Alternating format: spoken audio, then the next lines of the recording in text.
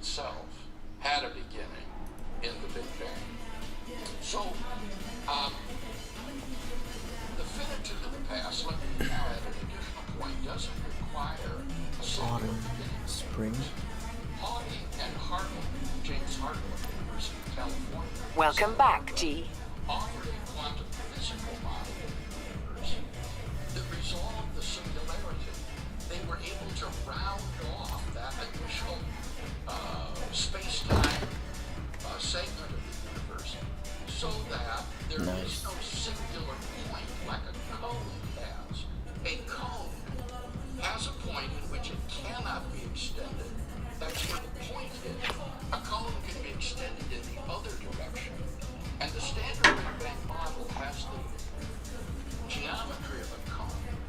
But the Hartle-Hawking model got rid of that initial point by rounding it off through the use of imaginary numbers for the time coordinate. So their model has a finite past, a beginning of the universe, but is singularity free. And so don't think that my argument for the finitude of the past, the beginning of the universe, on the basis of astrophysical cosmology or Big Bang theory, assumes that it has a singular beginning. There are plenty of non-singular points. So that would be the first body of evidence, is this astrophysical evidence from the expansion of the universe. But then very quickly, the second scientific confirmation that I don't think you mentioned is the evidence stepping out of the universe. On a large scale, Right now, okay. Right now, okay.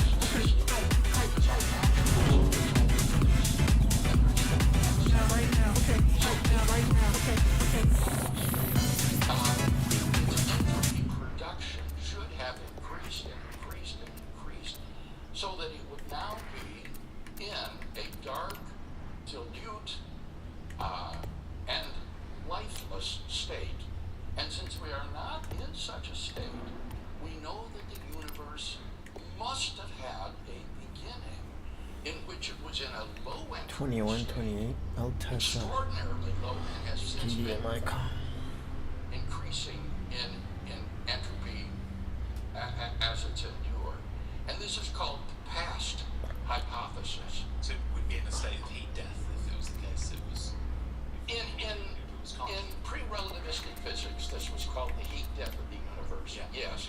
But in relativistic physics, the heat death could be either cold or hot, depending on whether the universe will expand forever or will It's death. collapse. So hot or cold, it's not a good thing. Okay, that's good. And it's quite a bit for you to. Yeah, I was saying, I find with these discussions. Well, you mentioned so much to And respond this to, is but a you're right. I do want to respond, though, to the point about metaphysical intuitions and the Trinity of something. That's cool. Okay. We'll get to that, perhaps. I also want to make sure that we have time to talk about the proactive case against Gnostic, which is really important in this discussion.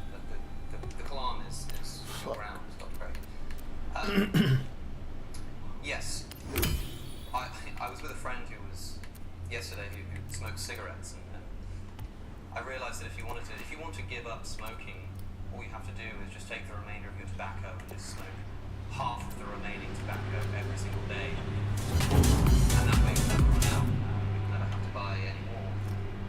Of course, constantly dividing in this sense has been problematic for thousands of years and has prompted lots of people to develop metaphysical positions on, for example, time being discrete. If you need just here it is. Then you can say that they're there for discussion. This could be an example of and as we well know, infinite series can just be confusing. So we accept that in order to find an entity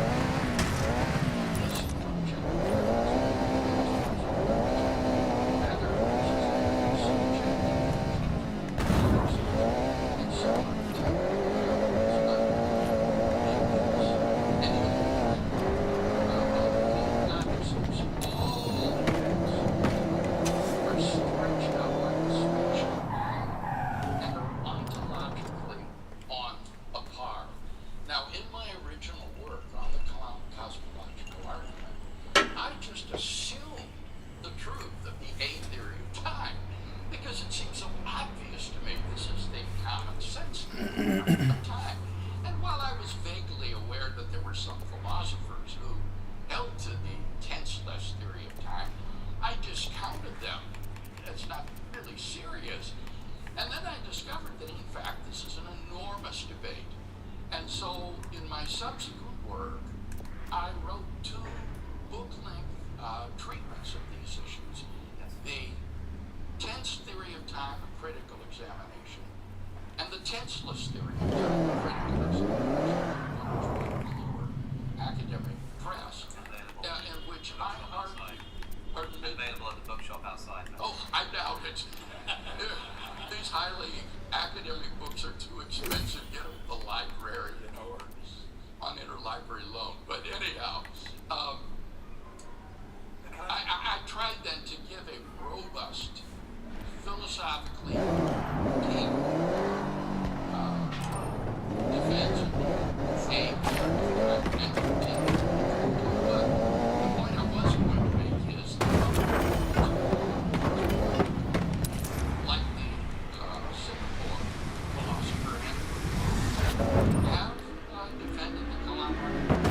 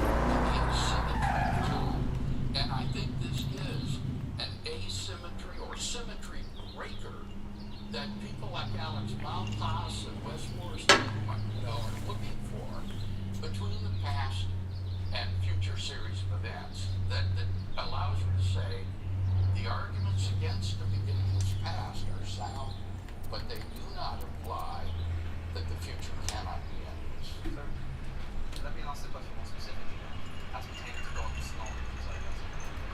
Yes, You said yes. that God knows, let us say, the contents of every hour Yes. is the future right now.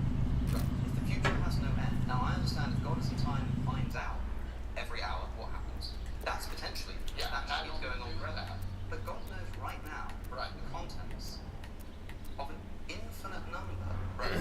of future hours. So God is currently apprehending an actually infinite number of physical, temporal things. Yes. Which means that God is in apprehension of an actually infinite number of physical and This is a random question.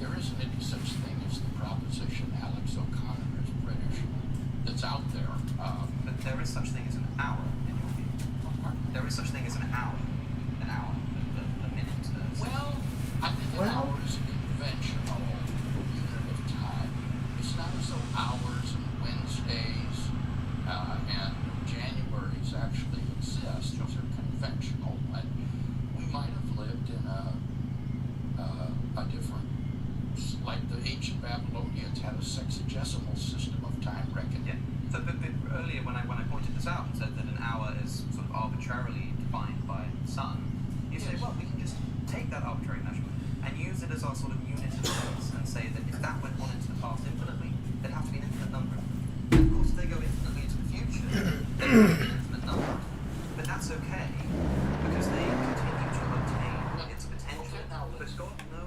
let's go back. right now. Let's go back to what I said.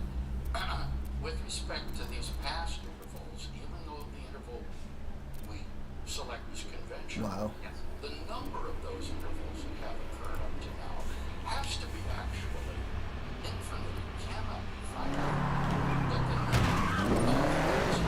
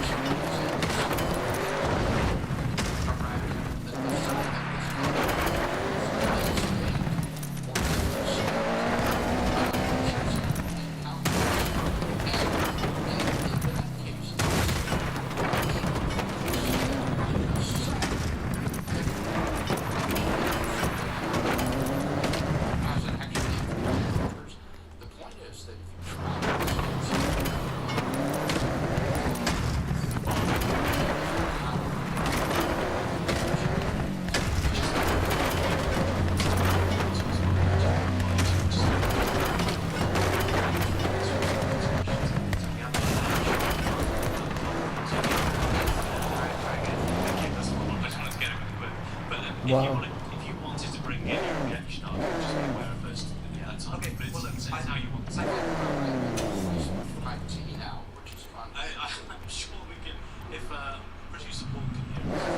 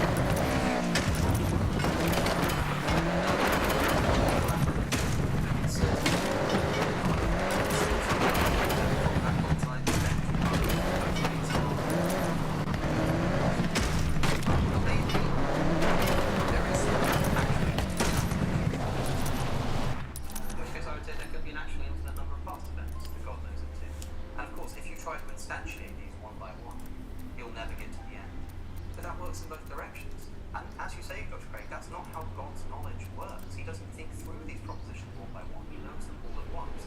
And you said, even if we say that the set of future events contains an infinite number of members, if you try to instantiate them one by one, you never get to the end.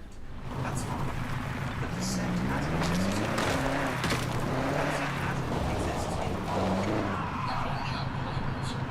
As I've said, I believe in the reality of these abstract objects. I think they're like mathematical fictions. I agree. The only thing that exists is what they refer to. The thing that really exists are not the things which these necessarily. For propositions refer example, to. the set of all past presidents of the United States. What the members of that set don't all coexist. No, they don't coexist, but they exist. They like exist as something. What I mean to say is that the concept that itself has to refer to a thing in the physical world, in the real world. That is not. I shouldn't say the physical world. Even that isn't true, Alex, because in set theory, Well, most members of sets are not concrete individuals like you and me and mountains and heavens. Most sets have as their members other mathematical objects, That's like true. numbers and curves and things of that sort. So that the whole thing is, I think, a sort of exercise. Of course, but then you would just say that those numbers, being not a Platonist, don't exist. They're conceptual. Yeah. You'd say that everything that set theory sort of deals with that's purely mathematical is not real, it's purely conceptual. Yes. But when it comes to a set which contains reference to real physical things in the world, those physical things in the world have to exist. And if there's a set right now, No, think of the set of past U.S. presidents. They don't all exist right now. That's clearly a set, and it can be numbered. You say there have been 46.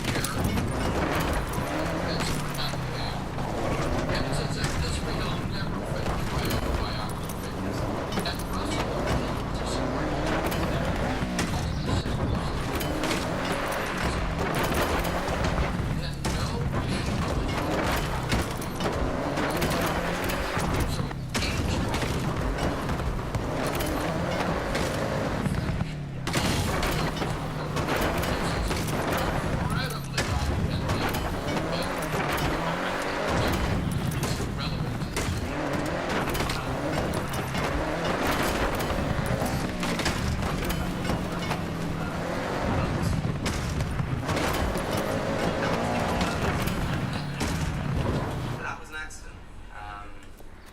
Really. 42. I believe this also. But the thing is,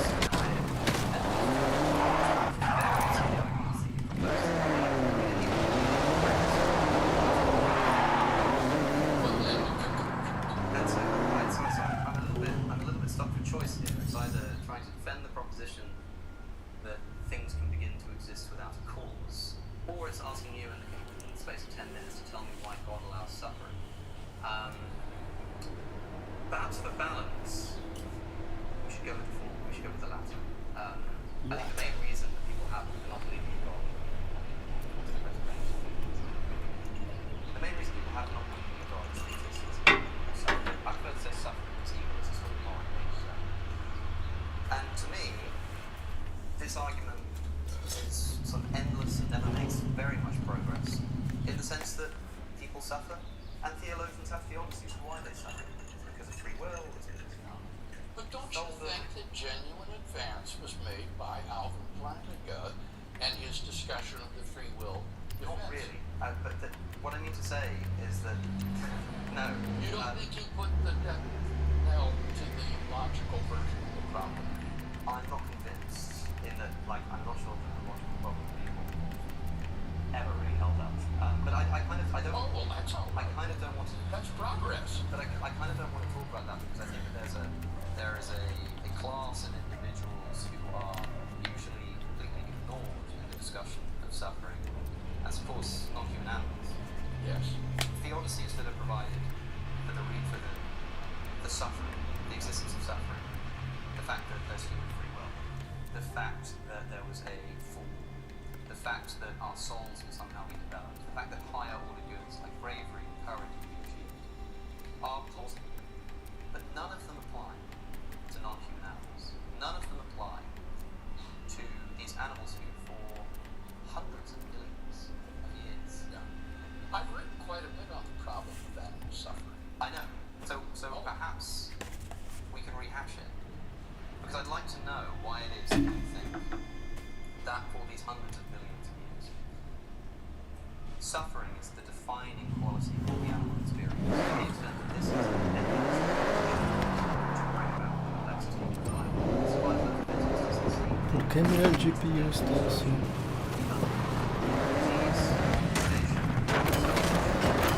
Hundreds of millions of years.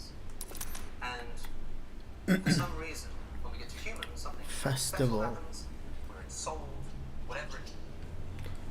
Welcome to Japan. Mazda Furai. Órale. 370Z. Summer. What? History, next reward, Cosmo. 110 Series 2 exclusive epic. Series. Ooh.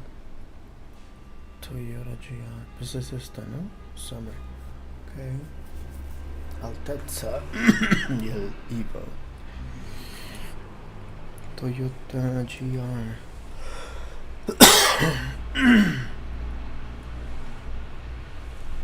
2022 is engineered with fun and excitement at the heart of its driving experience, perfect for those Japanese mountain roads. Challenge 1. Own and drive the Toyota GR86. Okay.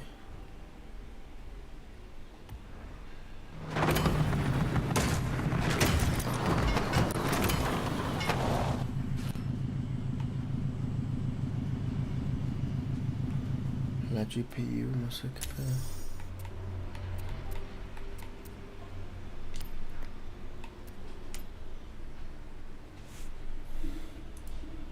Qué raro, ¿no? Bueno, anyway. I was gonna close this.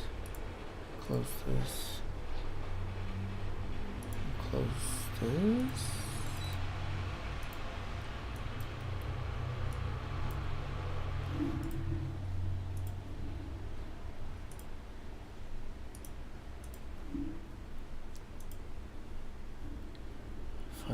.9 va de subida.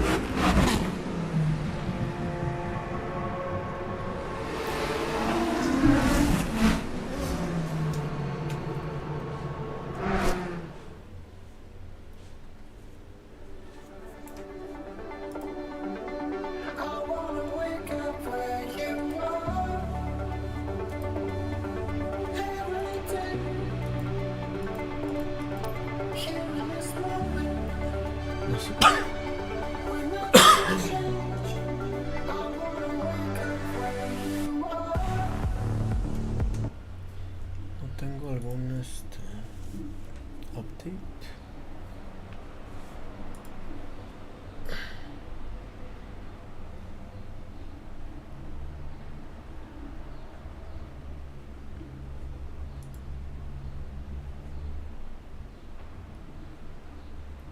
Game ready driver.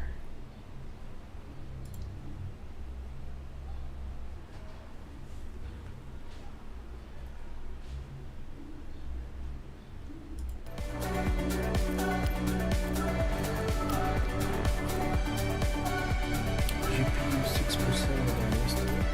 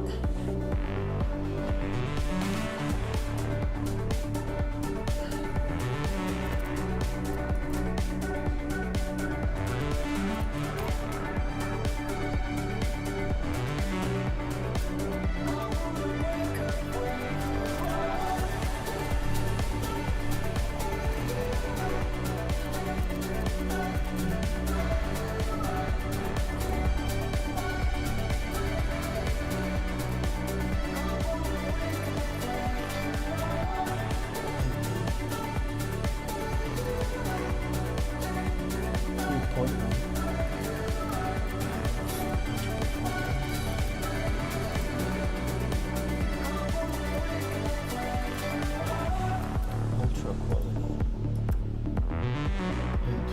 Ultra quality plus.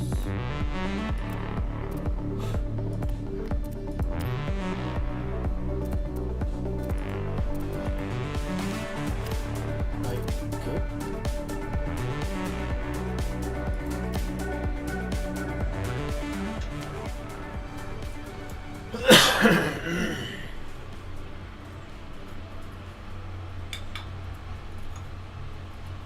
Damn it, no sé si voy a tener que reiniciar todo. Ok, ¿por qué hace eso?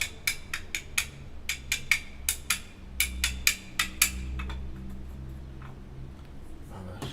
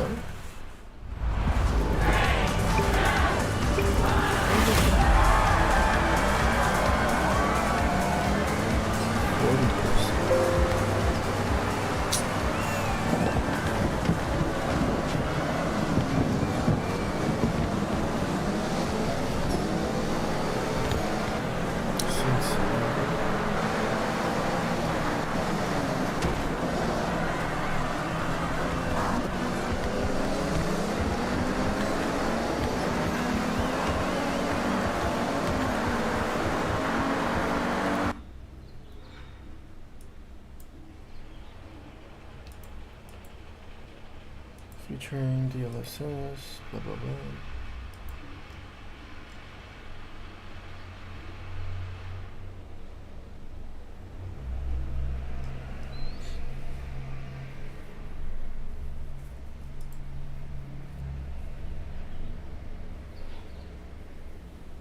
Mayo 12.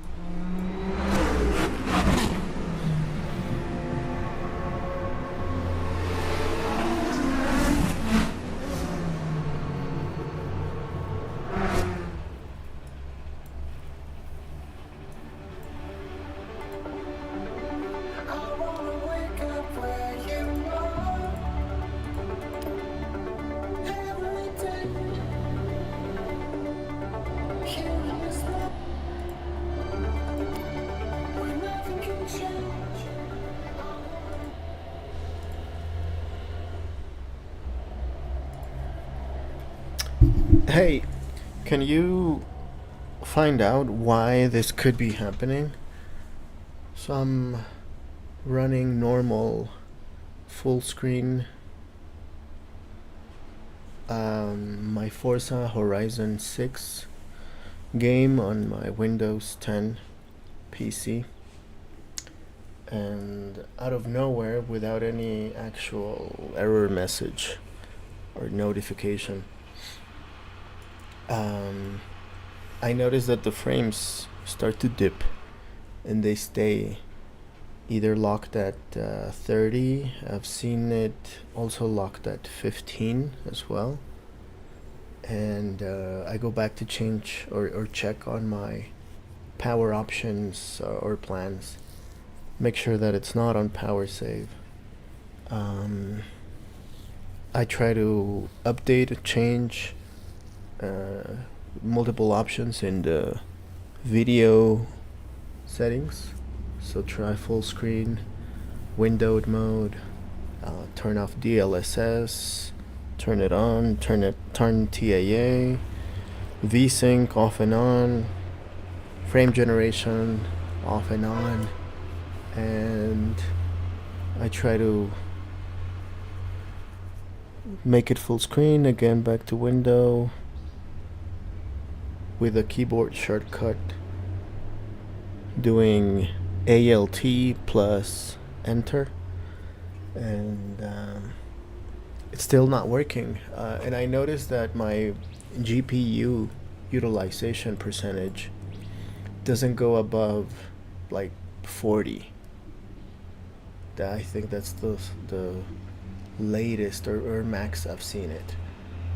and so I'm wondering why. What's happening? I'm running the latest version of the NVIDIA drivers on my RTX 4080,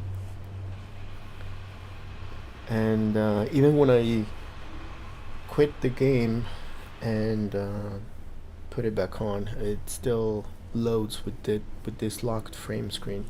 Sorry, the frames per second, and I've checked on my video options to make sure that the frame rate is not locked to like 15 or 30.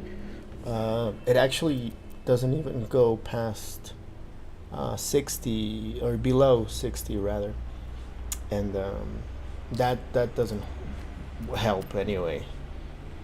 So yeah, I need help.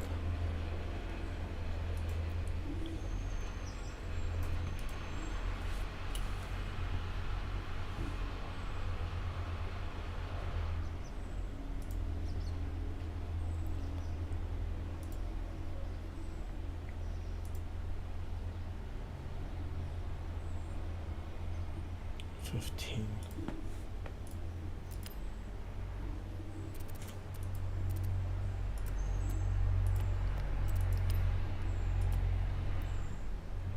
$80.